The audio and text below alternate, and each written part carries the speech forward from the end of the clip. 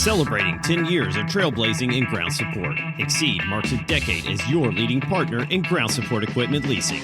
At the forefront of both short-term and long-term leasing solutions, Exceed adapts to your unique operational needs. Whether you're ramping up for peak season or planning for long-term growth, we provide the right equipment to keep your operations running smoothly. This anniversary, we renew our dedication to empowering your ground operations with efficiency and innovation. With Exceed, you're equipped for success today and prepared for the challenges of tomorrow. Exceed, driving excellence on the ground year after year. Explore more at exceedgse.com.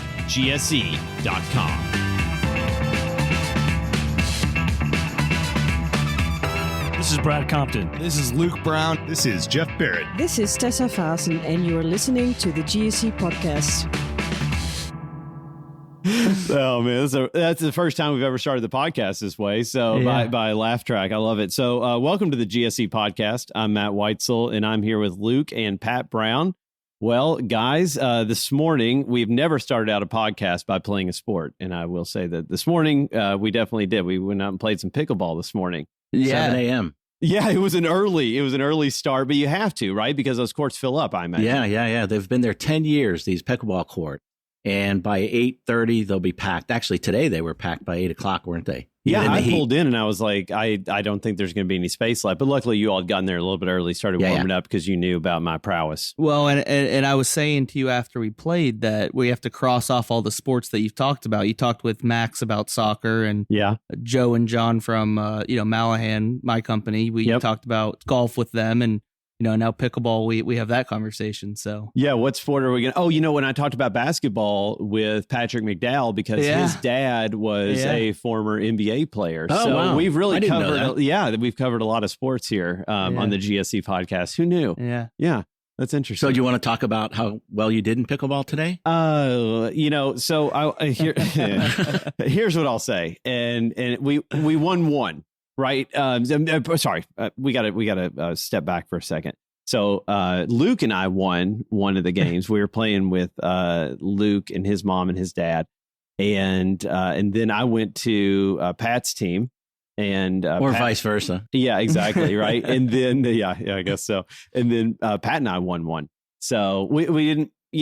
Luke is very good. Let's just go ahead and throw that out there. Luke is a very, very talented pickleball player. Yeah, but this was your first time playing. Yeah, right? I mean, you were my third time. I played with my 10-year-old son once or whatever. So and give credit to my parents. They're in their 60s. It's not like we're playing necessarily athletes in their prime. But the one thing I'll say about you, Matt, is every point you gave max effort.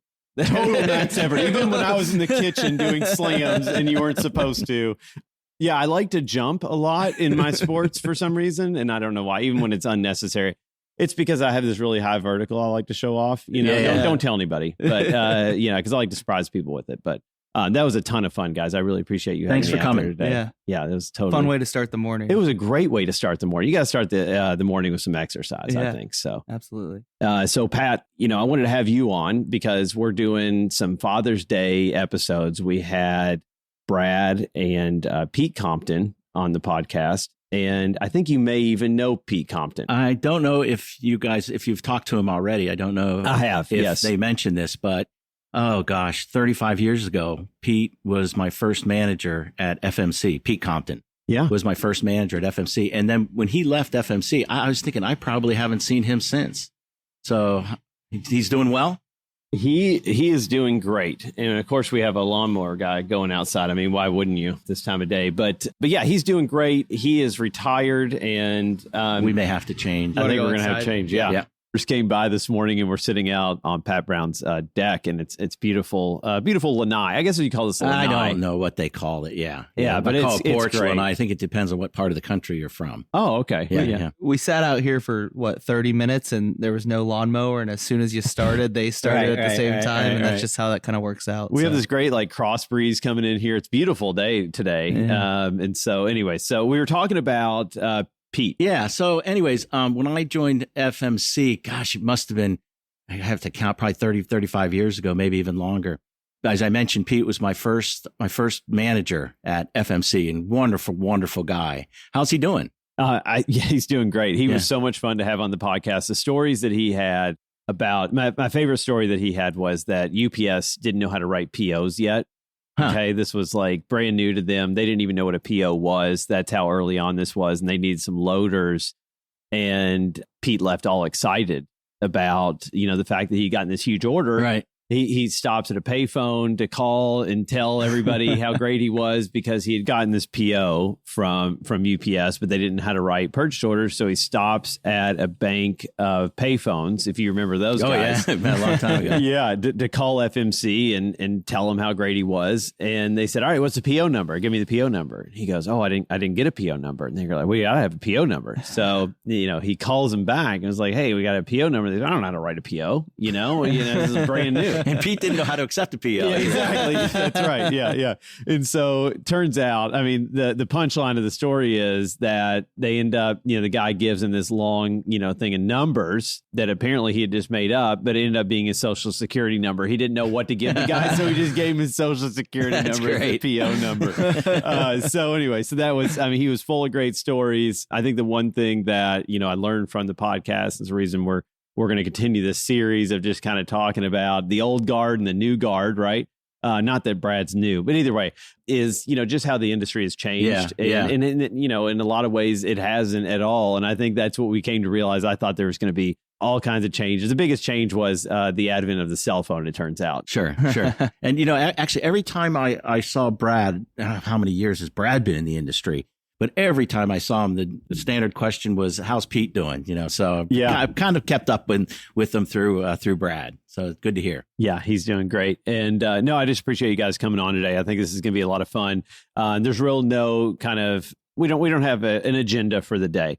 It's just we're going to launch these things on Father's Day. I wanted to talk to you about your career and how you started out, Pat, and then Luke, we'll go into your career. So, Pat, how did you start out? Well, in GSE, again, I mentioned FMC. It was FMC at the time. Now it's what, Oshkosh, isn't it? FMC to JBT to Oshkosh now. Actually, I came down here for another job that didn't work out.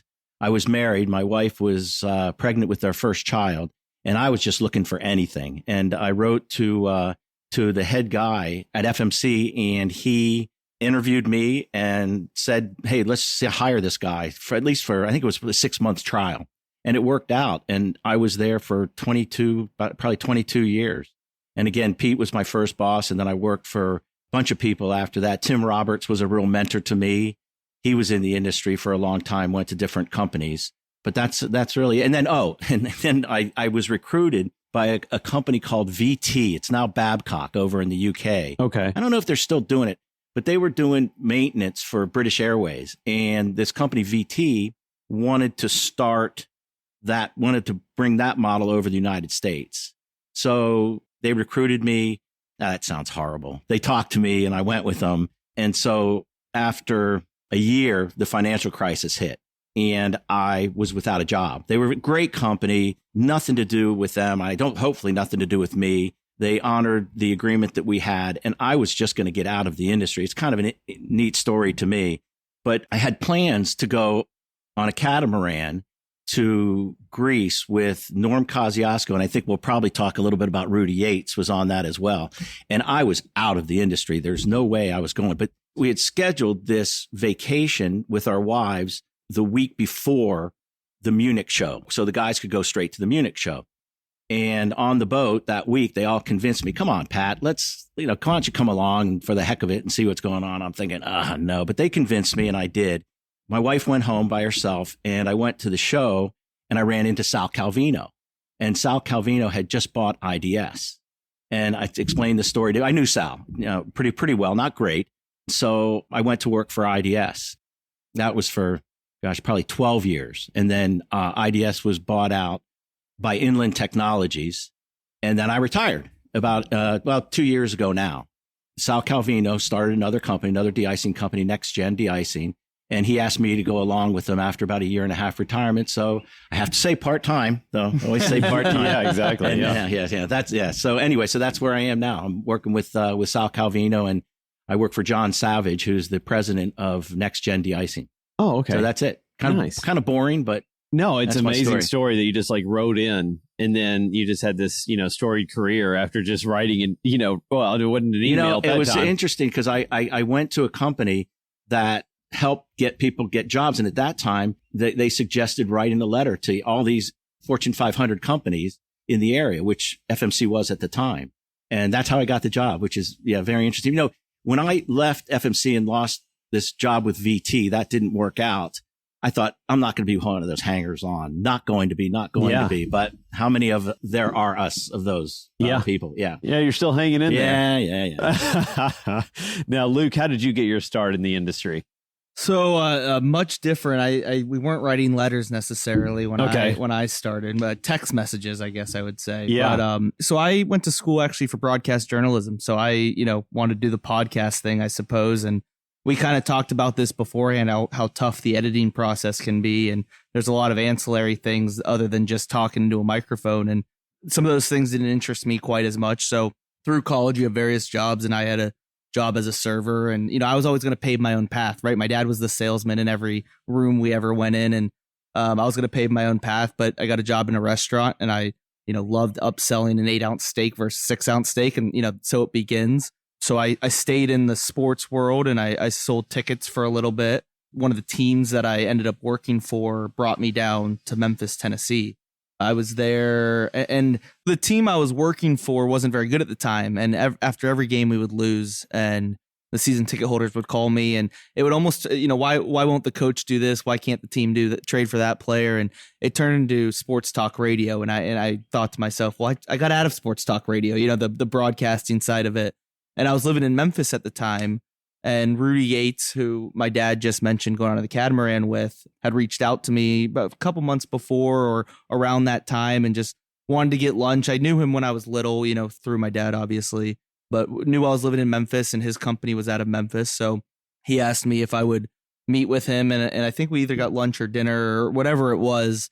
And he talked, he sold me really a dream where he was like, you're 24, you can travel the world. And I thought about it. And so I went over and worked for Rudy, and I had 3 incredible years at GSS through the pandemic. It was actually the perfect time to get into the industry because I don't have a background in automobiles or, the type of equipment that we sell. I always make the joke, I can't even change my own oil, Yeah. But with Rudy, during COVID, he was real patient and taught me everything, and it allowed things to slow down and really learn the equipment. So worked for him for 3 years. And then I think Mike Grantz at IDS and Dave Thornton at Unify put a little word in my boss, Joe Griffith's ear. So Joe called me. He said, do you want to, come over to Malaghan? And I checked out the beautiful factory that we have in Atlanta, or south of Atlanta in Noonan.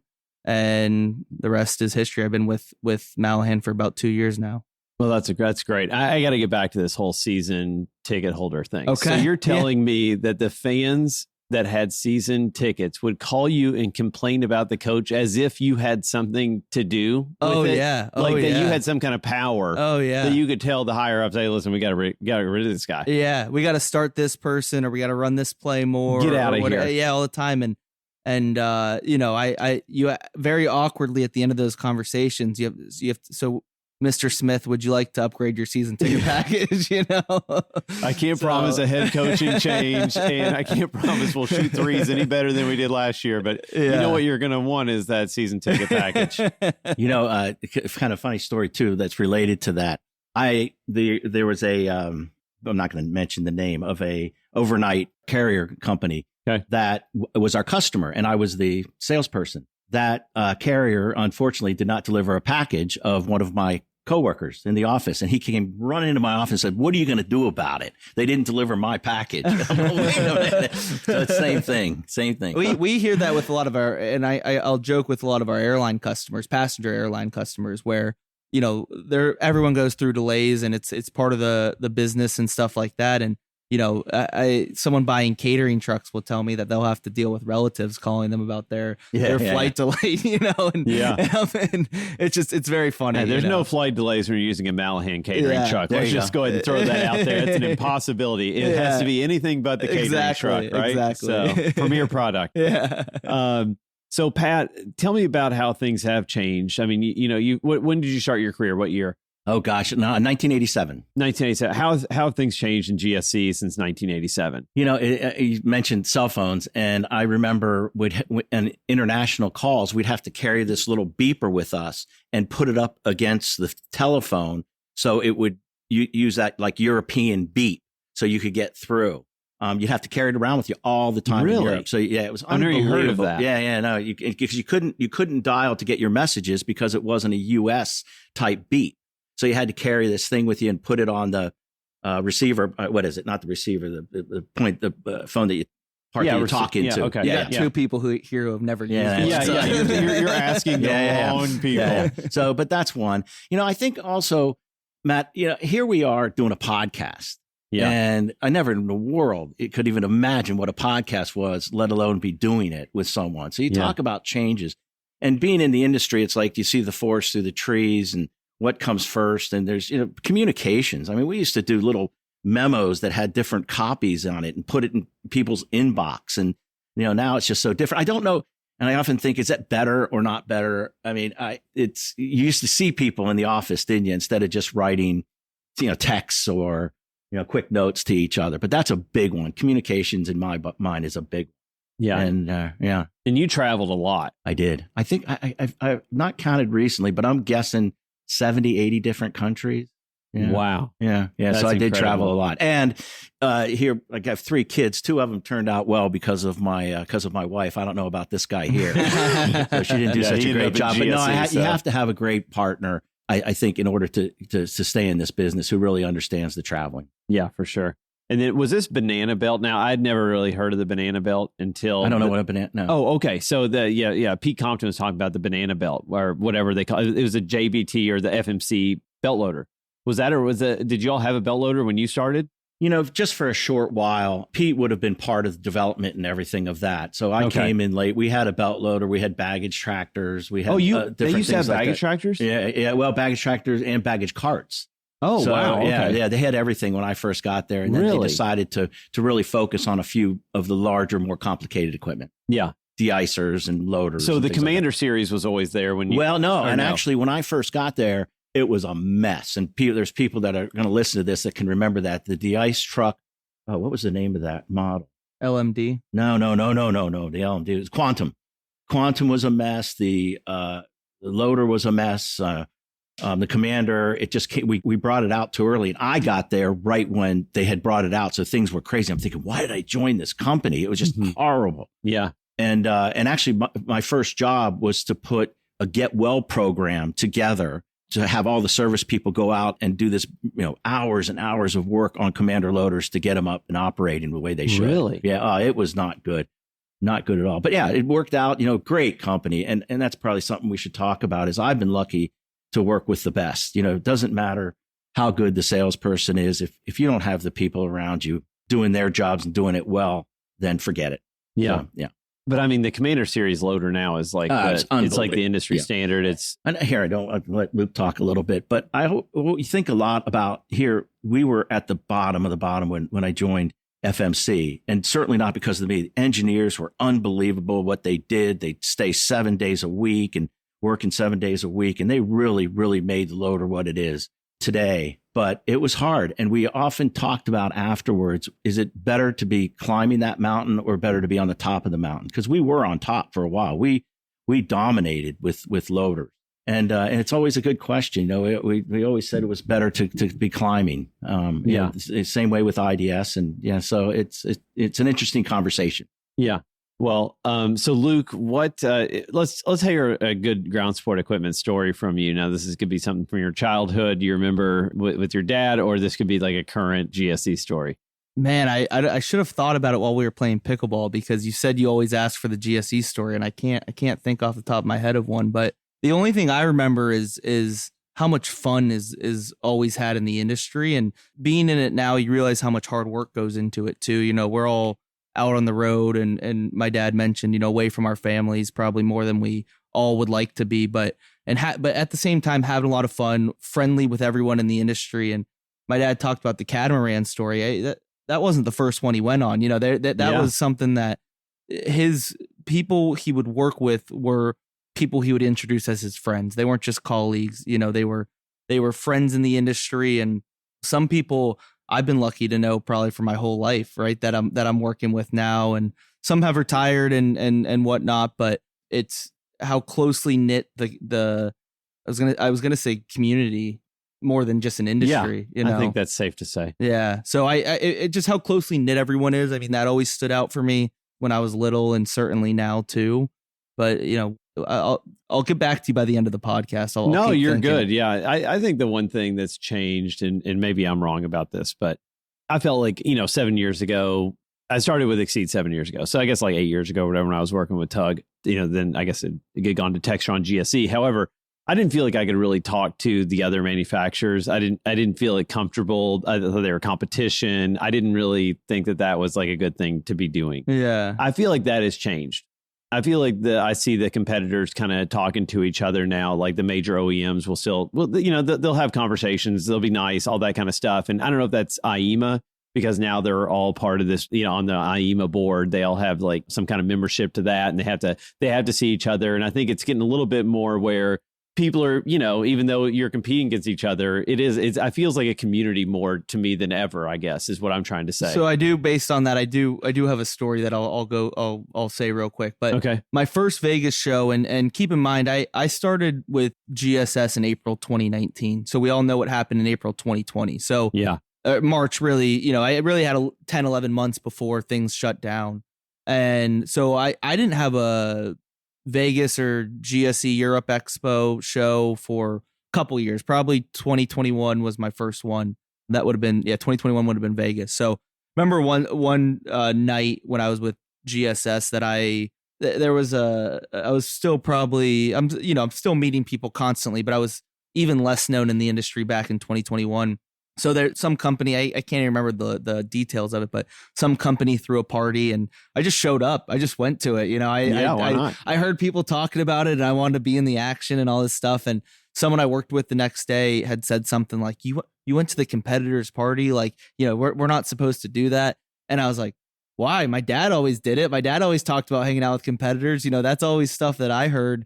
And, I whether that's right or wrong, I don't know. But even with Malaghan, we threw a party at the last GSE Expo, and there's competitors there toasting with us. And, we invite competitors to our golf tournament. The more the merrier, right? If the world shut down because of COVID, no one's buying from anyone. So it's not like we might be competing against each other for 20 slots here or there, but let's all grow together as an industry and make everything better for everyone. Yeah, I agree. And I do think that it has gone that way. And I don't know, Pat, so what was your experience with that? I guess I had maybe it was, I'm going to go way back, but there was a gentleman by the name of Bing Lantis. And I know for all those of you that remember, he owned Lantis, which built loaders, a very successful company out in Salinas, California. And we had a meeting out in an industry meeting. I believe it was in Salinas or nearby, San Francisco, whatever. And he invited me to go out and play golf. And I said, Bing, we're competitors. And he said, so what? And I thought, what a classy move. Yeah. And so I always try to be like that. Sometimes it's harder than others, but I always tried to be like that. And I'm glad to see the industry has come around. I mean, if you go to these shows and conferences and all your customers are in the conference, what are you doing? You're sitting around looking at each other at the booths. And that was I remember told Luke when he first joined, I said, get to be part of the industry, really be part of the competitors getting around and getting together and be part of that. And I think it's a good idea. You want to be known as that. Yeah. And I think Luke does a great job of that. So I appreciate that. My dad also told me when I started too, and he reminds me, every other day pretty much now. But there'll be a conference and I'll say, is there any point for me to go to it? I'll bounce an idea off my dad or whatnot. And he'll say, I think there's value in just being there, just being around the industry. You learn things. And that's something I've had to learn where, if there's not a concrete PO in your hand when you leave a conference, like there's other ways that something can be valuable, right? It can't just be measured in PO or not, because our type of sales are very different than the sports ticket sales that I used to sell, where I would call someone, they would say yes or no, and that would be the conversation. You'd follow up maybe, but it's a process now, right? You got to fall in love with the process, and a lot of times that process goes beyond. So you just never know where that's going to come from, right? So just being out there in the industry is something he's always said. Yeah.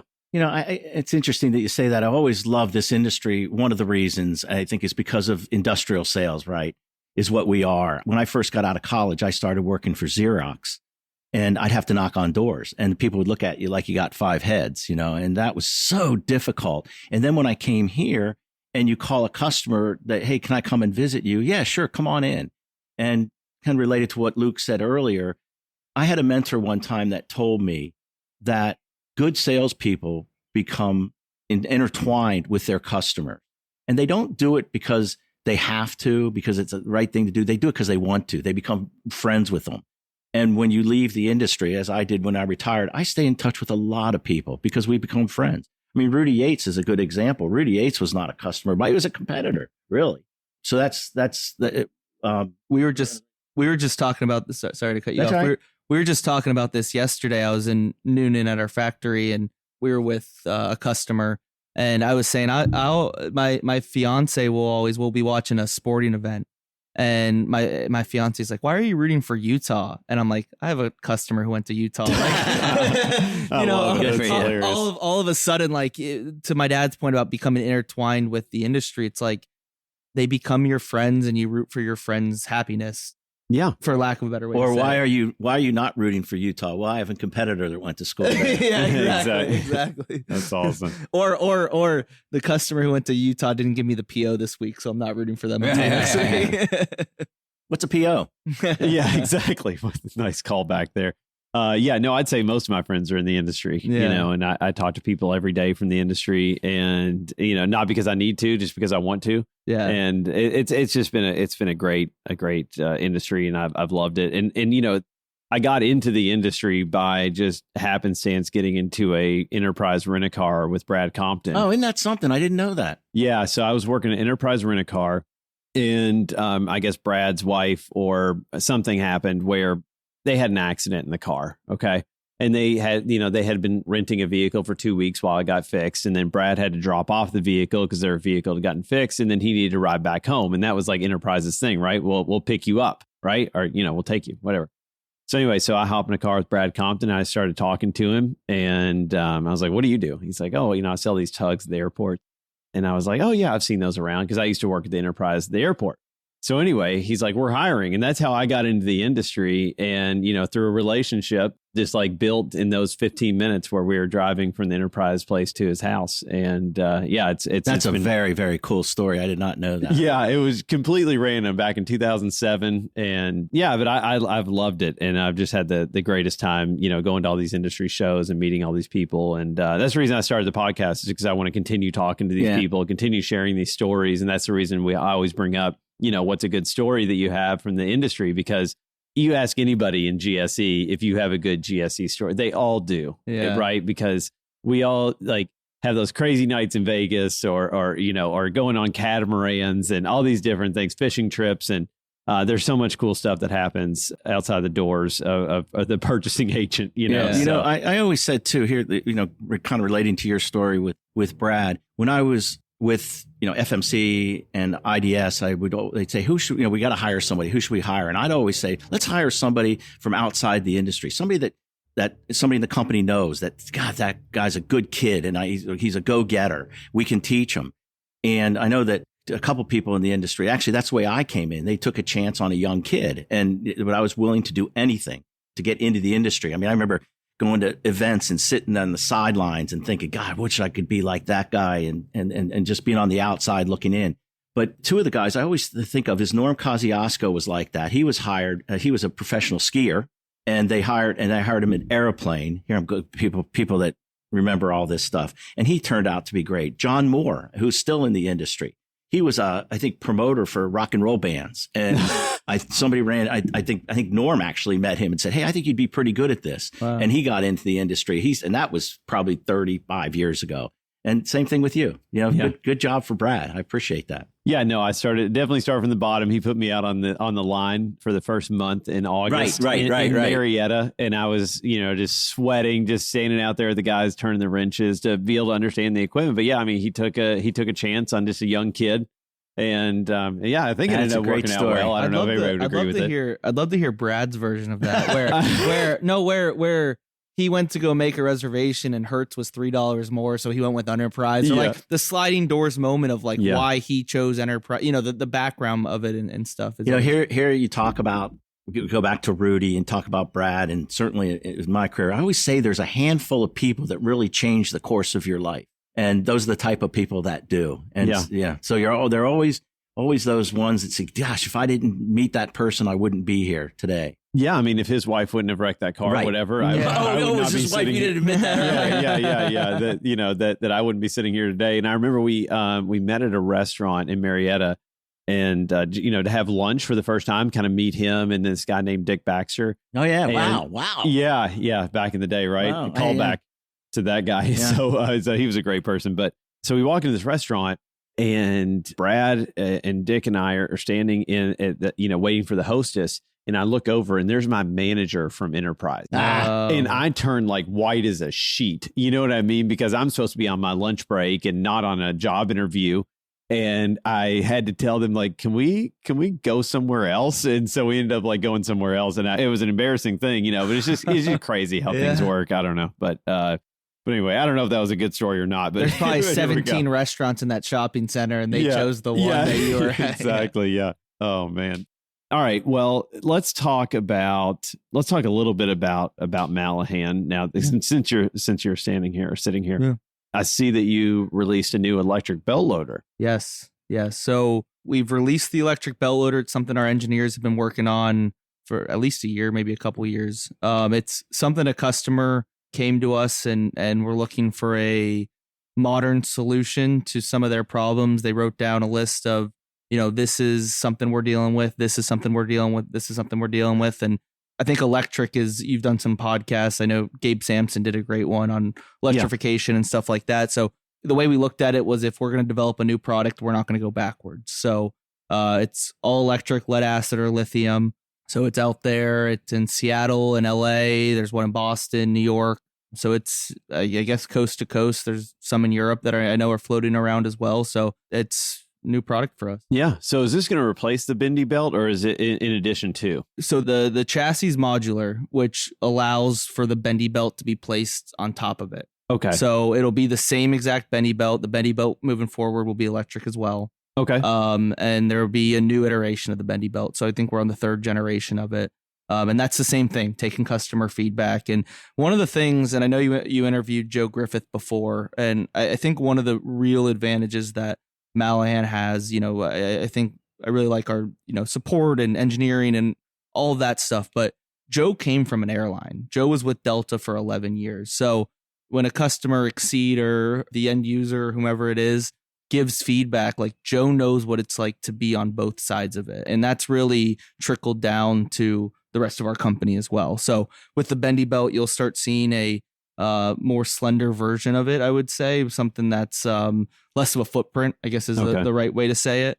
So no, that'll be on the same belt loader will be on the bendy belt as well. Okay. Yeah, it definitely seems like Malaghan's like a customer driven company, which is fantastic. Yeah. Like taking that feedback and developing products that the customer's asking for. Yeah. Not just like, we think that the customer wants X, Y, and Z. Yeah. No, we know that what they want because they've told us and we're listening, right? Yeah. I think it's a great approach. My introduction to Malaghan, because it's not, FMC, JBT, Oshkosh, whatever, Textron, Tug, all the bigger companies, I guess the publicly traded companies, is that a way to say it? They're obviously more well known, I would say, across the industry. So when I'm with GSS, Malaghan, I don't remember exactly when I learned about Malaghan, but my introduction to Malaghan was a truck was down somewhere, and I forget what the piece of equipment was, but I had heard their solution was to send a service engineer out there to live there for 2 weeks. And wow. I know, other companies might be doing that too, but this is, and my thought with that was, I can go sell something to a customer and then I know it's taken care of after the fact. Right. So it's not a thanks for signing the dotted line. Good luck with the rest of your life. It's, we're going to be there every step of the way. I got to tell you, it's never that, right, Pat? Like, it's never like they sign the deal and then they go away. I mean, customers used to call me, you've worked for a manufacturer for 10 years. And I mean, it was never just done at the sale, right? Like, part breaks down that thing a year from now, you're going to hear from them. It's never going to be perfect. And you have that backup, as I mentioned earlier, having the right company behind you. It's everything. Yeah. I mean, it's parts, it's service, and that's you can't have a business without all that stuff. You can be the greatest salesman in the world, but you're not going to last very long if the product doesn't have backing from your company. And I know that Malaghan does. So yeah, I appreciate you talking to me about that. Tell me a little bit about Next Gen. Well, is that a fairly new ground handler or? Yeah. So there's really two parts of Next Gen. There's Next Gen Deicing, which I think I mentioned earlier. John Savage is the president running that. He's got a lot of experience. He's at least 20 years. He's opened up new stations for another company with de-icing.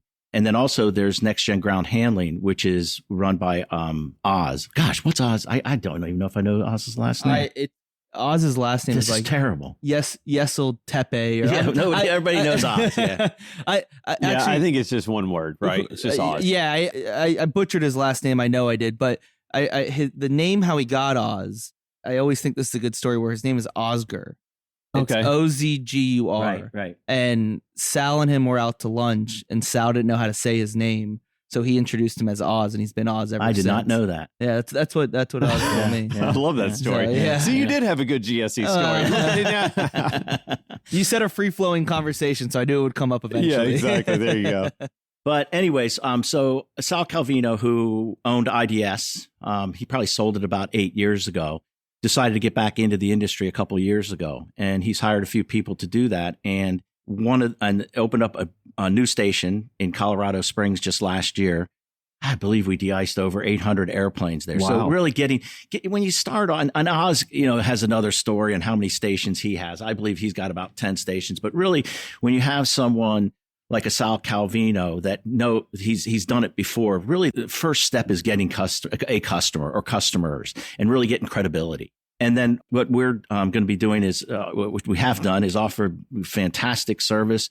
We save de-icing fluid. We're at the forefront of technology with our de-ice trucks.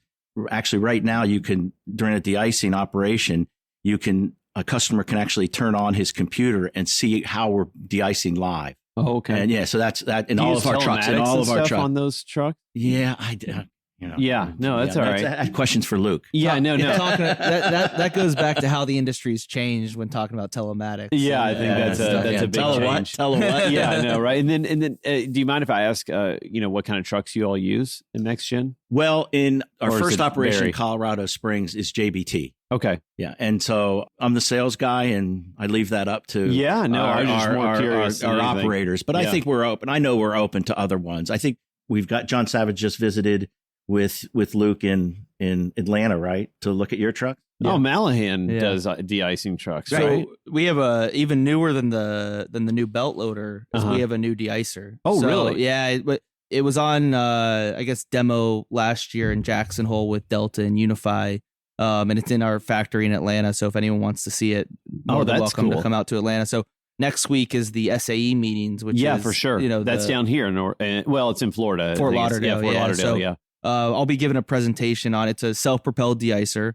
It's a smaller version. So it's a 42-foot working height, really, really designed for the narrow body, 1,500 gallons, narrow body aircraft, I should say. Yeah.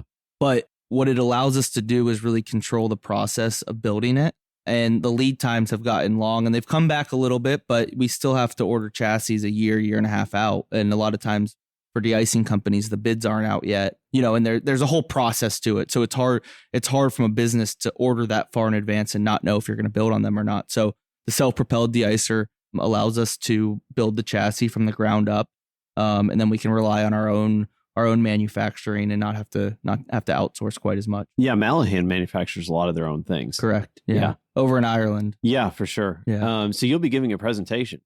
People can come see you live. Yeah, all the de-icing manufacturers will be. So, oh wow, I'll just be a drop in the bucket. Yeah, are you just going to leave from here then, from Orlando? Yeah, well, it's we're doing a Father's Day episode, but it's Mother's Day weekend. So I'll have to say though that our grandson or granddaughter, who's 3 months old, her baptism is going to be on Saturday. Yeah. So everybody's in, and actually Luke's fiance is going to be the godmother, so everybody will be. So she's flying in, right? Tonight. She's in Chicago for work, and then she'll fly in tonight. So we're going to leave straight from here. Luke and I will leave straight from here. Yeah. Oh, so you're both going to the conference. Yeah. Oh man, yeah. Tag teaming it. I like it. Awesome. All right. Well, I don't really have anything else, honestly. I've really enjoyed our conversation. But do you have anything else to talk about? One more please. thing, how important it is to talk about the icing manufacturers. And along with that, the manufacturing is the maintenance of the trucks. A company like Next Gen Deicing, we don't have the luxury of buying a lot of equipment in case others go out. So we have to have the best maintenance that you can. And part of that is not only getting great trucks, but getting great support, no matter who that is. And we need that. When we safely de-ice over 800 aircraft or whatever it was in Colorado Springs, we really need the support of the manufacturer. And it's so important. Yeah. That we do. No, I agree. And like we were saying, all you manufacturers out there, including you, Luke. Or leasing companies like Matt. Oh, there you go. yeah. Exceed. We lease de-icers, and we do seasonal leasing on de-icers, which people seem to really dig that. Yeah. That's a really cool product that we offer. And we buy all the manufacturers' de-icers. I don't know if we have any Malaghans yet. We have some lab. We bought lab trucks and water trucks from you guys, and we got to get in the electric belt loader game. We got to come check that thing out. But please, it's a really good product. There's I guess we're not probably mentioning companies by name, but there's a company that has a unit of ours, and they kind of warned me that the safety department would come out and read me the riot act, for lack of a better word, and say, what about this? They came out and they had 2 questions, and I kind of joked with them. I thought this was going to be a lot tougher. Yeah. They said it's very clear that you worked with an airline to engineer this, because a lot of our concerns have been addressed with your new unit. So that's amazing. It was a very nice compliment by them. Yeah, for sure. Yeah, we gotta come check that out. So can I go to Noonan and check that thing out? Noonan or any of the cities that I mentioned. What about Ireland? Ireland. Oh, Ireland, yeah. Just pop over there. You know what I mean? So Ireland, I always say, is Ireland. You'll see stuff from raw steel to the finished product. Yeah. There's a 250,000 square foot facility over in Ireland, 75,000 square feet in Ireland, or in Noonan, the 75,000 square foot facility. So when it's manufactured, it's either shipped across the street to be assembled or shipped across the world to Noonan. So Noonan is just assembly, but if you wanted to see from the ground up, it would be the Ireland facility. So is Guinness really better over there? Way better. Is it? Way better. Because I've heard the rumors. Yeah. It's the disastrous part about that is once you have it over there, it's hard to have it over here. Oh, yeah. Yeah. I can see that. Yeah. All right. So I do need to go there. Very, very much so. All right. Very much check it out. But have the best. Any of the other cities, our partners who put them in LA, New York, Boston, Seattle, a couple other places where the belt loaders are, have all understanding it's a new product. They've all said if customers want to come visit them, please bring them. Okay. So whether it's operation or in the factory, either or. Yeah. I got to go to Atlanta for a couple things anyway, so maybe I can just pop over and check it out. Would be fantastic. Yeah, that'd be awesome. So, all right. Well, good luck at the conference. Yeah. Thanks. So just to recap our day. Yeah. Pickleball in the morning. Yeah. Broadcast midday. Golf this afternoon. That's what I was thinking. Oh, really? Is that what y'all are going to do?